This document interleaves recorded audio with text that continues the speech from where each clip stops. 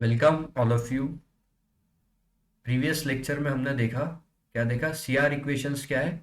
Necessary and sufficient, sorry necessary condition है CR equation u x equals to v y and v y equals to minus v x are necessary condition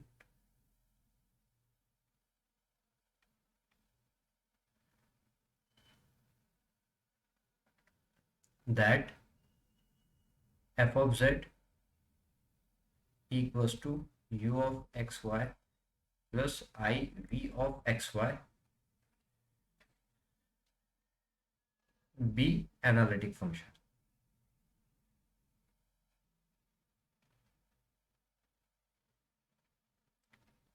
in a region D. Okay, necessary condition मतलब कभी भी function analytic है, हम ये बोल रहे हैं, तो उसके लिए जरूरी है कि फंक्शन ये कंडीशन सेटिस्फाई करे। CR condition, Cauchy Riemann condition या Cauchy Riemann equations, u x equals to v y and v y equals to v x. लेकिन नेसेसरी का मतलब ये है कि अगर से कोई भी फंक्शन ये कंडीशन सेटिस्फाई कर ले रहा है, तो इसका मतलब ये नहीं है कि वो फंक्शन एनालिटिक है। लेकिन एनालिटिक है तो ये सीआर इक्वेशन सेटिस्फाई जरूर करेगा। और एक और अगर से इसमें हम कंडीशन जोड़ दें तो ये सफिशिएंट भी कंडीशन हो जाएगी, मतलब सेटिस्फाई भी कर लिया तो कौची इक्वेशंस ही हमारे प्रूव कर देंगी क्या कि हमारा फंक्शन एनालिटिक है या। ठीक है। क्या है वो theorem? Cauchy C R equation लिख रहा हूं मैं, कौची रीमान इक्वेशन को are necessary and sufficient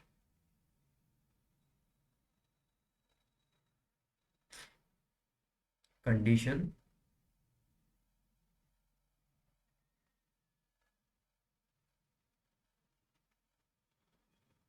for f of z to be analytic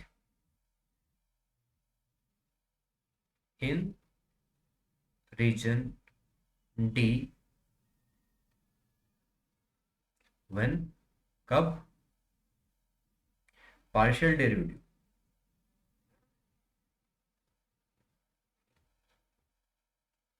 partial derivative ux uy vx vy exist and continuous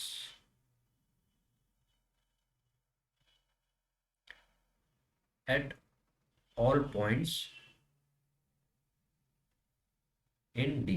ठीक है, जो भी रीजन पे हमने फंक्शन को एनालिटिक कहना है उस पर जो पार्शियल डेरिवेटिव्स है हमारे u x u y v x v y exist होना चाहिए, और वो क्या होना चाहिए? कंटिन्यूअस होना चाहिए। तब सी आर इक्वेशन सेटिस्फाई कर लिया, मतलब क्या हो जाएगा? फंक्शन एनालिटिक हो जाएगा। ठीक है। तो फॉर, ये भी इंपॉर्टेंट पॉइंट है, फॉर पॉलिनोमियल, पॉलिनोमियल या फिर sine z cos z e to the power z, इनका linear combination product C R equation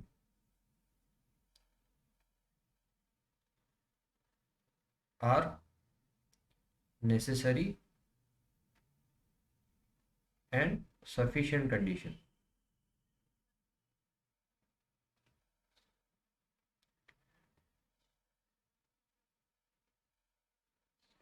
for analyticity. ठीक है, एनालिटिक है कि नहीं सीधा सीधा हम सी आर इक्वेशन से बोल सकते हैं। फॉर एग्जांपल पॉलिनोमियल को तो बोल ही सकते हैं, बाकी का हम चेक कर लेंगे कि उसका पार्शियल डेरिवेटिव कंटिन्यूअस है या नहीं। Okay, now for example we have to just example number one, show that f of z equals to z is analytic and find its derivative। Okay okay now ये एक polynomial है, ठीक है। तो CR equation necessary and sufficient condition है। CR equation satisfy कर लिया मतलब फंक्शन एनालिटिक हो जाएगा। वो गिवन क्या है, z equals to z। z को किस तरीके से लिख सकते हैं हम, प्लस आई वाई से ऑन कंपेयरिंग विद, इसका कंपैरिजन किससे करेंगे, देखो किससे करते हैं, तो f of z equals to u of x y plus i v of x y, ठीक है। सो यहाँ से क्या मिला हमको, u of x y equals to x and v of x y equals to Y.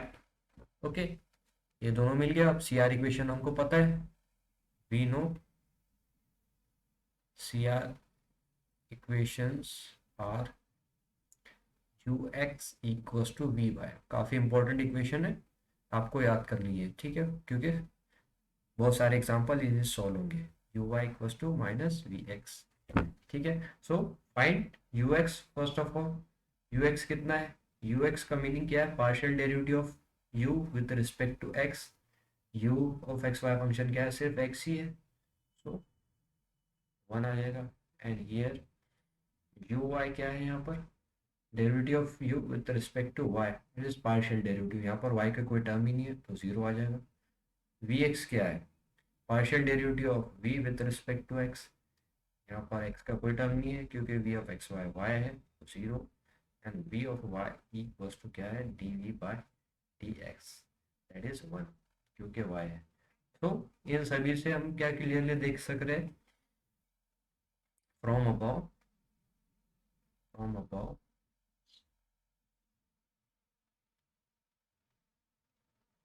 U x equals to v y equals to one, ठीक है। And you Y कितना है, जीरो है।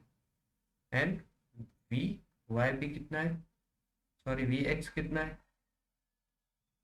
वो भी जीरो है। तो क्या फर्क पड़ता है, इसको माइनस से मल्टीप्लाई कर दिया माइनस से, तो minus into minus one into zero that is zero. तो u y equals to minus v x, दोनों सी आर कंडीशन सेटिस्फाई हो गए। Guys here C R equations या कॉची रीमान इक्वेशंस, अच्छे से लिख देना एग्जाम में थोड़ा, are satisfied, therefore f of z is analytic function, f of z equals to z, okay।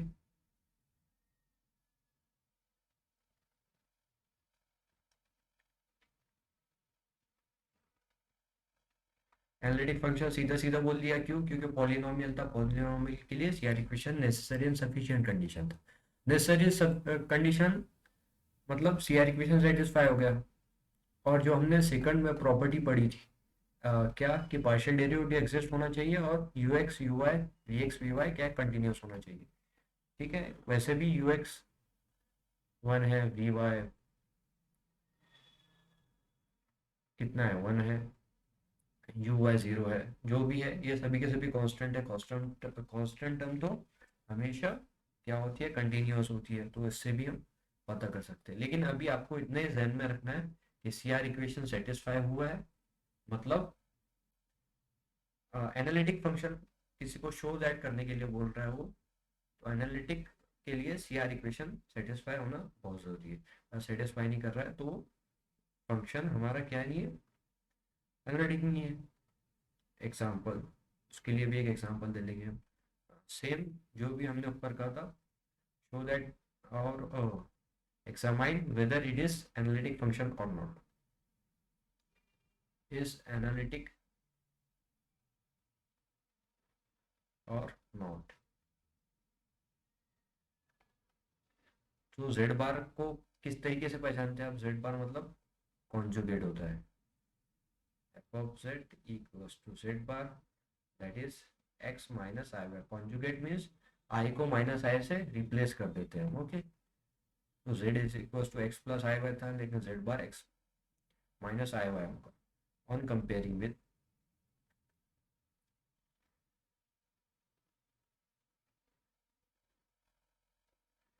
the f of z equals to u of xy plus I v of xy.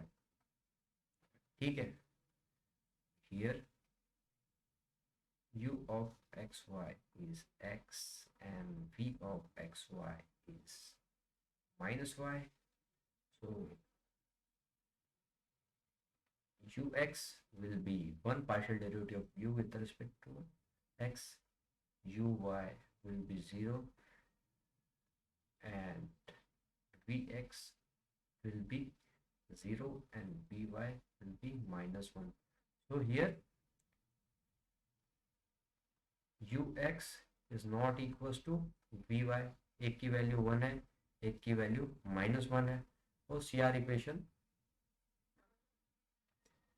Are not satisfied. ठीक है, नहीं satisfy है तो necessary condition है, तो that implies f of z equals to z bar is not analytic. Analytic नहीं है मतलब डिफरेंशिएबल भी नहीं है.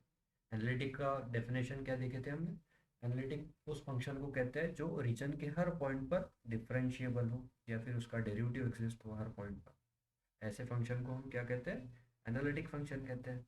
ठीक है, अब कुछ एग्जांपल करते हैं जो आपके एग्जाम में आए हुए हैं.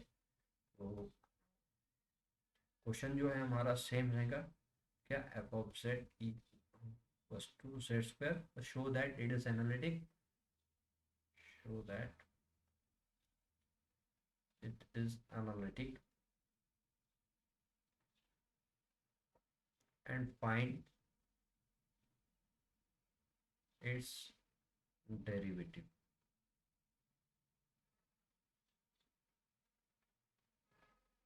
f dash of z. Okay, आपको पूरी प्रोसीजर पता चल गई है. एग्जाम में लिखने कैसे है, कंपेयर करना है, पहले यू एक्स वी वाई निकालना है. यू एक्स वी वाई निकाल के CR इक्वेशन सेटिस्फाई कर रहे हैं तो ठीक, नहीं कर रहा है तो फिर क्या है? एनालिटिक नहीं है. लेकिन यहाँ पर तो शो दैट बोला है, मतलब एनालिटिक तो है. Okay,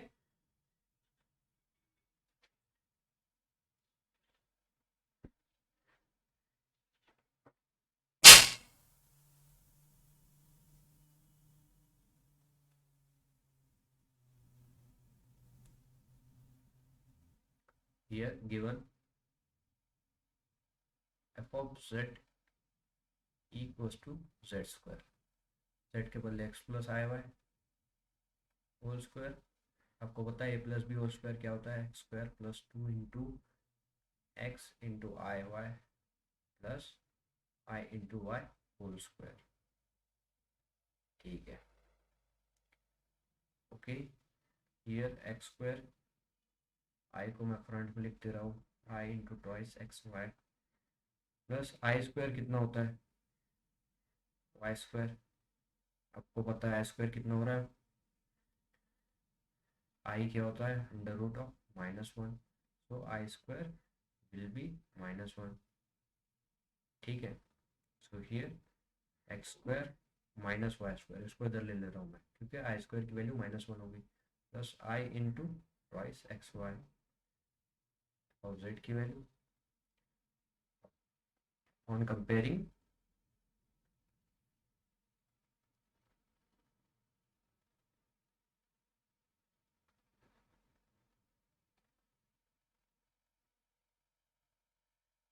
u of x y से plus i v of x y. u of x y क्या है? रियल टर्म है.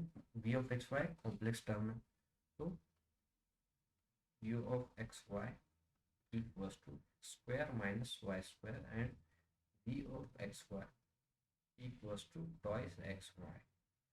आपको पता है अब क्या फाइंड करना है? u x partial derivative of u with respect to x, that is partial derivative निकालते हैं मतलब विद रिस्पेक्ट टू x, तो x से डेरिवेट करते हैं और y को कांस्टेंट रखते हैं और y की टर्म 0 हो जाएंगी यहाँ पर. ओके, एंड uy, अब विद रिस्पेक्ट टू y निकाल रहे हैं पार्शियल डेरिवेटिव, तो y की टर्म रहेंगी, x की टर्म कांस्टेंट मानी जाएगी. ओके, एंड वी एक्स उसी तरीके से 2y हुआ, vy कितना हुआ, 2x हुआ। Here u of x equals to vy, ठीक है। एंड सीधा दिख रहा है दोनों भी ट्वाइस x है। vx कितना है, सॉरी uy कितना है, -2x, -2y सॉरी, 2y कितनी किसकी वैल्यू है, देखो ऊपर में 2y vx की वैल्यू पुट कर दो, uy इक्वल्स टू -vx, ठीक है। ये दोनों के दोनों क्या है, सी आर इक्वेशन है ना, plus C R equation are satisfied implies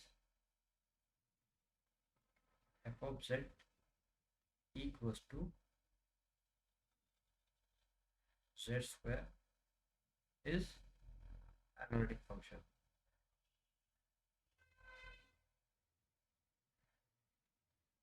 okay, ठीक है। अब इसका डेरिवेटिव किस तरीके से निकालेंगे, हमको क्वेश्चन में दिया हुआ है कि इसका डेरिवेटिव भी आपको फाइंड करना है। हमने z का भी डेरिवेटिव निकाला नहीं क्या, ओके पहले z का निकाल लेते हैं, फिर उसके बाद z स्क्वायर का निकालेंगे। यहाँ पर हमने एनालिटिक शो कर दिया था किसको, f of z equals to z को। अब इसका डेरिवेटिव निकालते हैं। वी नो दैट, हमने थ्योरम प्रूव करते करते डेरिवेटिव क्या लिखा था, एफ डैश ऑफ जेड का u x plus i v y, ठीक है। या फिर आप इसको ऐसे भी लिख सकते हैं, यू वाई के बदले यू सी आर इक्वेशन से u y u x will be v y plus i, sorry यहाँ पर एक्स चाहिए था, डेरिवेटिव लिख रहे हैं तो दोनों में एक्स वी एक्स, ठीक है, v y plus i v x है, वी एक्स मतलब माइनस आई यू वाई, ठीक है। तो इस तरीके से जो भी आपको इजी लगे उसके हिसाब से आप डेरिवेटिव का फॉर्मूला लिख सकते हैं। हम यहाँ से लेते हैं u x plus i v x, u x v x की हमने पहले ऑलरेडी वैल्यू निकाल ली है। यू एक्स की वैल्यू कितनी थी यहाँ पर 1 और वी एक्स की वैल्यू थी 0, तो पुट कर दो f dash of z equals to 1 plus i into 0, तो f dash of z equals to 1। Derivative of z क्या आया, 1 आया, क्योंकि d d z of d z will be 1, okay. अब इसी तरीके से ये फॉर्मूले का यूज करके derivative of z square find करते हैं, okay. We know that f of z equals to f dash of z, sorry derivative of z with respect, derivative of f with respect to z, that is u of x plus I v of x, ठीक है। u of x की value कितनी निकाली हमने, twice x, और v of y की value, तो sorry v of x की value twice y, it is twice x plus I into twice y, तो कॉमन निकालो x plus i y and x plus i y will be z, इसको लिख सकते हैं। तो derivative of z square is twice z, ठीक है। Derivative integration के फॉर्मूले कॉम्प्लेक्स में जो रियल में होंगे वो कॉम्प्लेक्स में भी सेम ही होंगे, ठीक है, कोई फर्क नहीं पड़ता, ओके। तो ये क्लियर हो गया पूरा आपको किस तरीके से आगे बढ़ना है, किस तरीके से प्रॉब्लम सॉल्व करना है, ठीक है। तो एक तो आप होमवर्क के लिए ले लो,